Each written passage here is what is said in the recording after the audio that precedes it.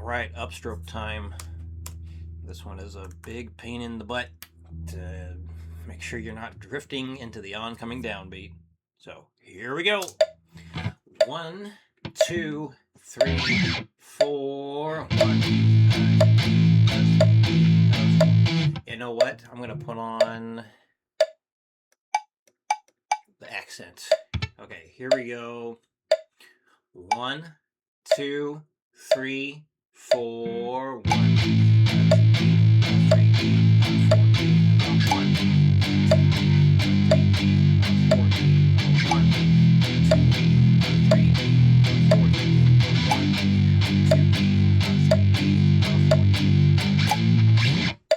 So this is a rhythm where saying more than what you play makes sense, because it's easy to get lost on how many beats you've actually played. So that's why I was saying the 2, 3, and the 4. It helps me keep track of what's going on better. 1, 2, 3, 4.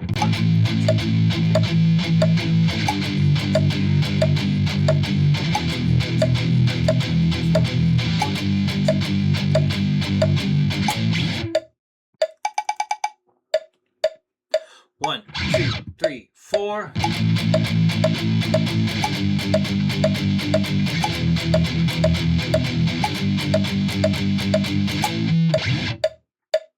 Try a little faster.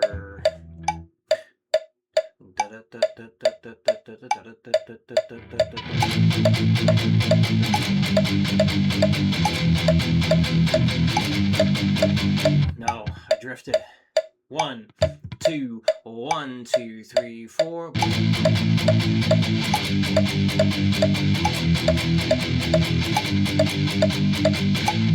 Whew, that is really difficult. Seems so simple, but man, yeah, just spacing everything, all those upstrokes, very, very challenging. Let's try the repeats here. 1, 2, 3, 4.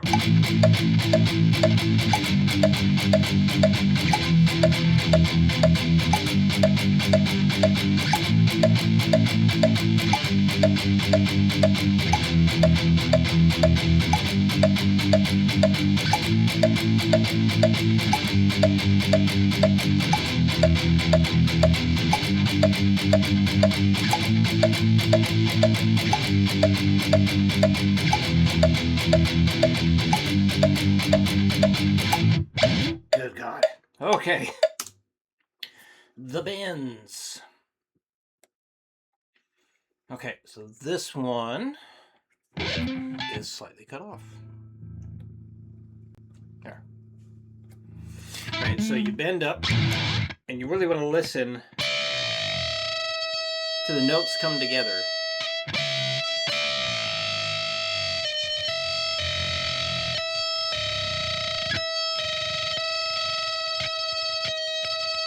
You get that kind of sound there.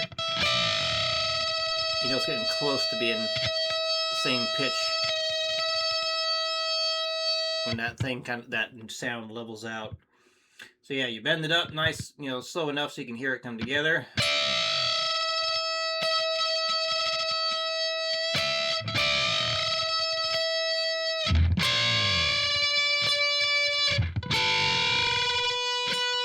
You're just going. Oof.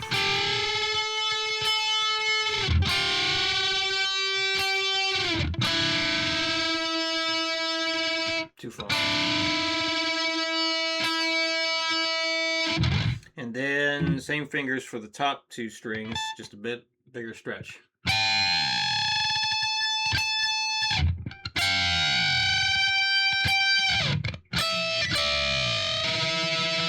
Oof.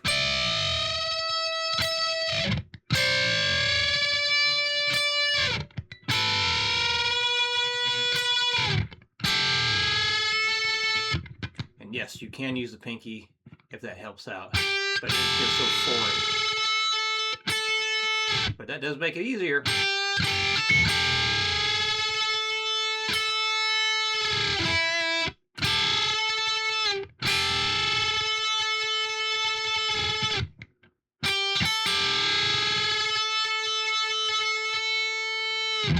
Yeah, pinky bends are rare. All right, let's put on the usual backing track and go through these.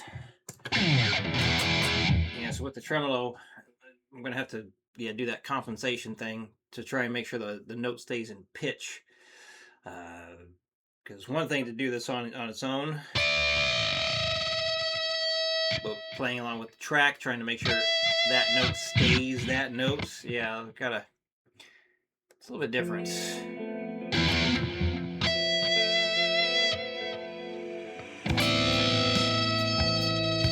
Oof. It's a little quiet, isn't it?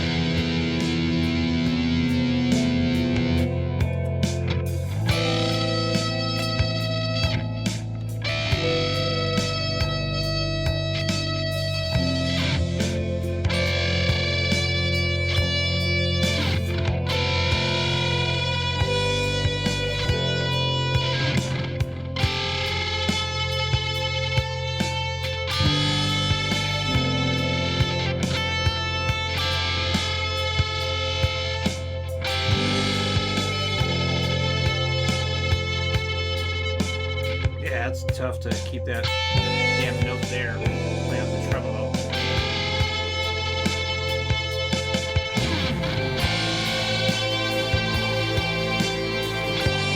There we go.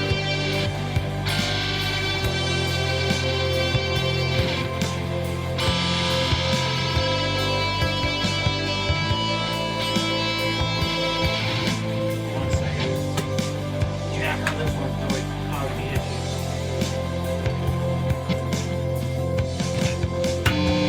A lot easier on this.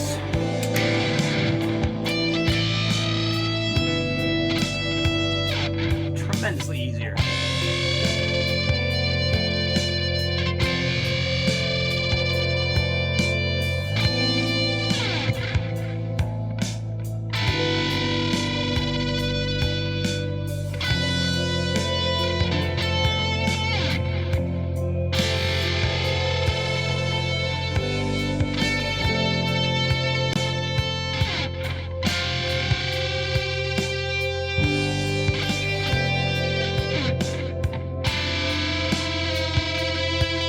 Everything you can do, like pick each string back and forth. Listen to it come together. Also, my thumb over the top, that really helps give you some good leverage to bend that string up.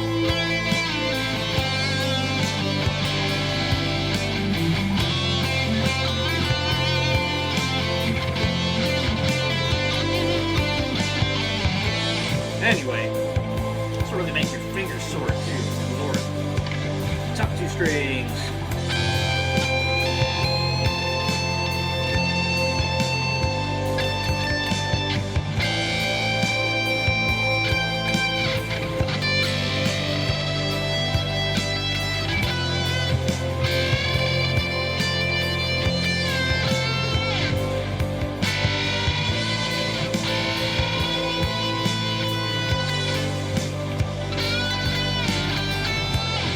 Trying to get a good release there.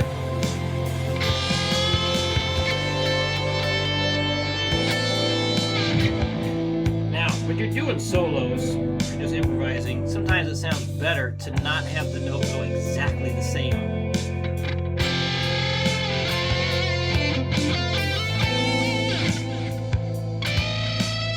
Because it just adds some stank to the note.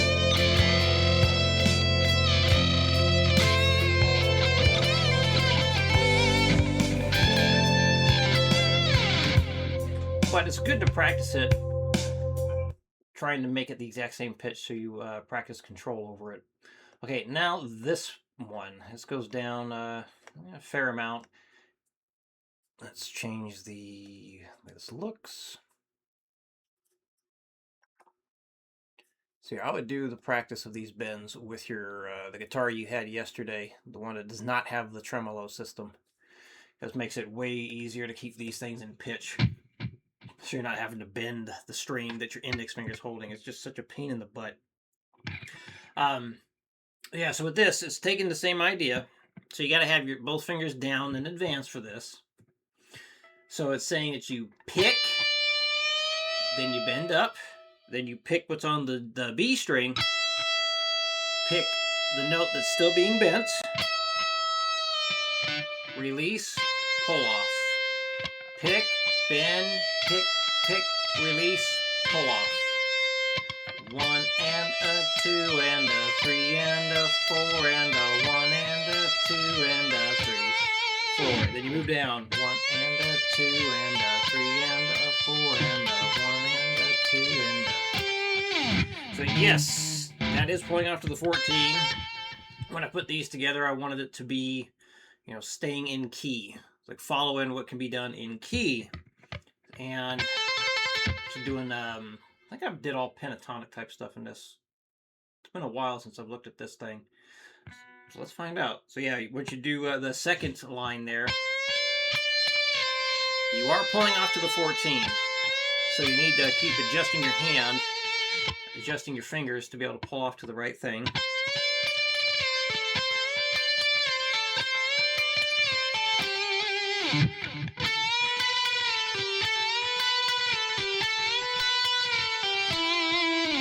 Okay, this is another one where you have a bigger pull-off stretch. Is that on screen? Yes, it is.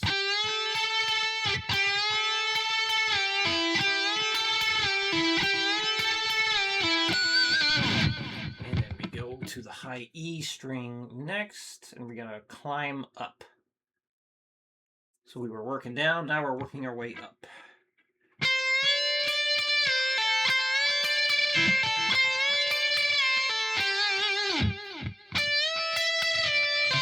And here, another adjustment for the pull-off. So now we have to, well, basically, when we first went to the high E string and the B string,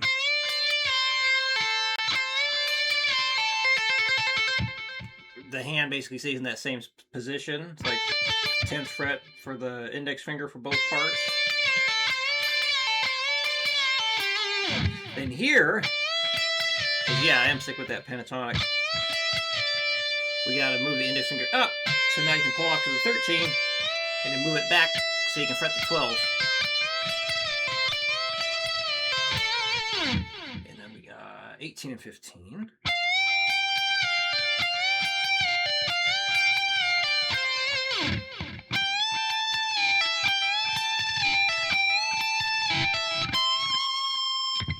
And then, at the very bottom here, oh, it's cut off. Don't see this happening too many times, but I think it sounds just nasty.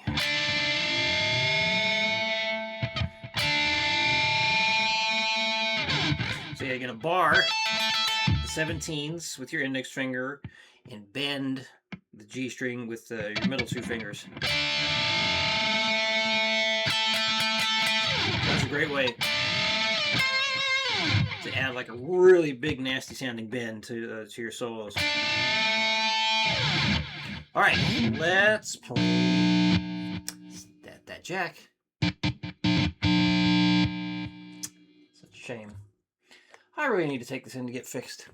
Okay, I'm just gonna scroll down as we go through these. So playing to the same track. We'll get back to the beginning here.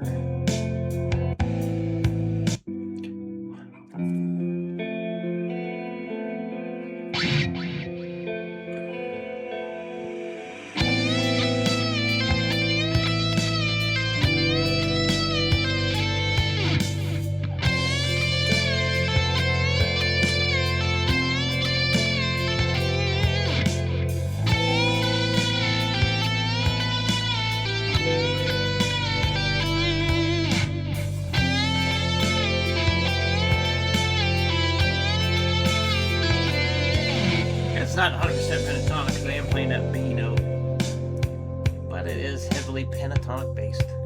Come on, scroll down. All right, now the high E string into that crazy bend at the end.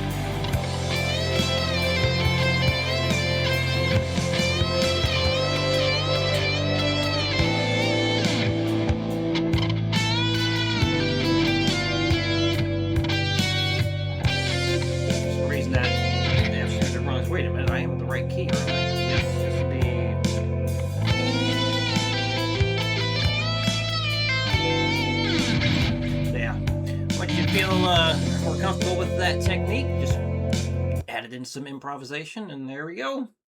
All right. Any questions come up, let me know, and I will see you again next week.